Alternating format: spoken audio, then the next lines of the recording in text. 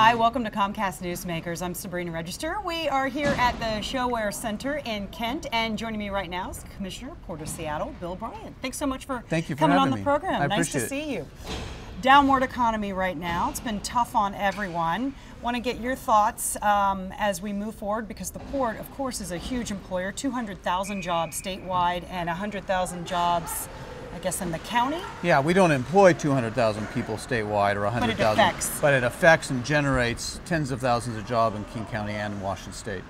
So, how's everything going in terms of this economy and keeping yourself positioned as a leader on the West Coast? Actually, the Port of Seattle, the Port Commission and the senior staff made serious changes to how we structured the port and also our finances 2 years ago when the economy began going down. And as a result, we're doing very well. The seaport will set either a record this year of our best year ever, or it will be the second best year ever. SeaTac Airport is running at about 1.5% above where we thought we would be, which is great given that many airports are down deep into double digits. We set a record on cruise ships this year, and the grain terminal is running about 10 to 15% above where we expected. So it's a good position to be in given the competitiveness of the market and the economy right now. I was just about to say, speaking of competitiveness, BC is certainly a big competitor.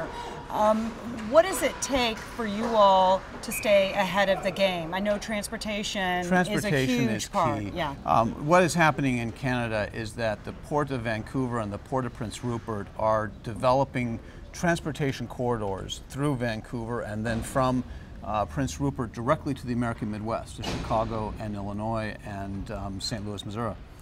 And those are the areas where the distribution centers of North America reside.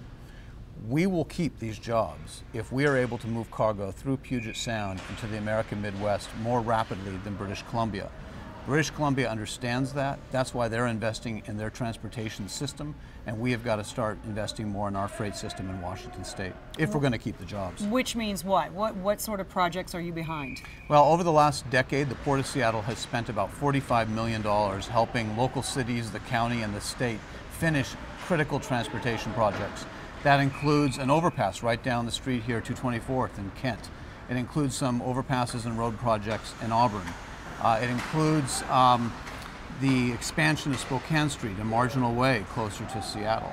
And it's because of our need to have an integrated transportation system that the Port of Seattle has taken such a lead role in working with the governor on reconfiguring SR 99 and helping build the tunnel. And you've come out and said this needs to be done with all the trucks that come in right there along the waterfront. Certainly one not without controversy. A lot of people in favor of it, a lot of people not in favor of it, favored a different option.